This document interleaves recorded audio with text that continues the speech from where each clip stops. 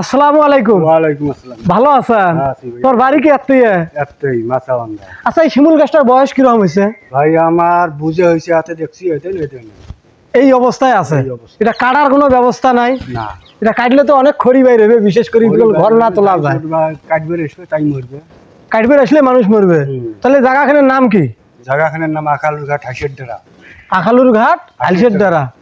এটা কত number ward? হ্যাঁ? কত number? 9 number ward. Union? Union থানা হাটে।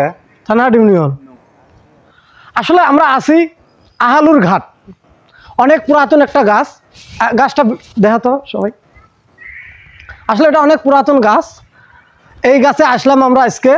যাই হোক, এখানে দুটো টিয়া পাখির বাচ্চা আছে। এই টিয়া পাখির বাচ্চা দেখার জন্যে সাথে আছে আমার এক ছোট ভাই। তার খুব শখ যে ভাই তোমরা বসে বসে ভিডিও করেন, আজকে তোমার সাথে আমি বসি থাকিয়ে কিছু কথা বলবো। এখন শোনা যাক, দেখেন কি বলে। তে মধুর সময়টা উপভোগ করি। এখন ভাই, তোমরা তো জীবনে মেলা কথা কইছেন যে তোমার যুক্তির দরবারত যামো, তোমার সত্যের দরবারত যামো। যাই হোক, আজকে যুক্তির দরবার বানাছি আলুর ঘাট শিমুল গাছের নিচে। তে তোর উদ্দেশ্য কি? তাতে এখন ক্যামেরার সামনে আছে কি ভালো লাগতেছে? হ্যাঁ, আলহামদুলিল্লাহ ভালো দেখতে আছে। ভালো লাগতেছে। আচ্ছা, কথা কিন্তু সেটা নয়। আমরা এদিকে কি উদ্দেশ্যে আসছি আজকে? বিয়ে উদ্দেশ্যে। বিয়ের উদ্দেশ্যে। বিয়ে খাওয়া দাওয়া শেষ? না, অর্ধেক শেষ হয়েছে, অর্ধেক আছে। অর্ধেক শেষ হয়েছে, অর্ধেক আছে।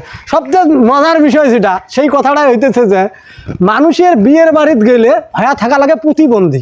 কারণটা কি বিষয়টা বুঝলাম না। তার কারণ একটাই, শত শত চেংড়ি মানুষ আর শত শত মহিলা মানুষ, তার মাঝে আমার মাও আছে, আমার বোনও আছে। কারণ সবচেয়ে দুঃখের বিষয় যেটা, এত মহিলা মানুষের সামনে তার কথা মুখ থেকে বাইর হয় না। এই কারণে প্রতিবন্ধী হয়ে থাকা লাগে। অর্থাৎ আমি মনে করি, কেউ যদি কোথাও বিয়ে খাইতে যান, তোর খালার বাড়ি, নানার বাড়ি, ফুপুর বাড়ি, গার্লফ্রেন্ড ছাড়া একজনও যান না। গার্লফ্রেন্ড ছাড়া গেলে একটাই বিপদ, এই প্রতিবন্ধী হয়ে থাকা লাগবে। আর অন্তত পক্ষে গার্লফ্রেন্ড যদি সাথে থাকে বা নিজের বউডে যদি সাথে থাকে, একটা স্যাক্রিফাইস হবে কি, যে ঘরত বসিয়ে দরজা লাগাতে কিছুক্ষণ গল্প করি নাকি। হ্যাঁ, ঠিক আছে। এই সময়টাও তো আমরা উপভোগ করে ভালো লাগছি না। তা আমাদের চেয়ে কম বক্তা বর্তমানে আছে? একটাও নাই। আমার মনটাই কয় না ঈদের পরের দিন এইরকম কম বক্তা দ্বিতীয় একটা কোথাও খুঁজে পাওয়া যাবে।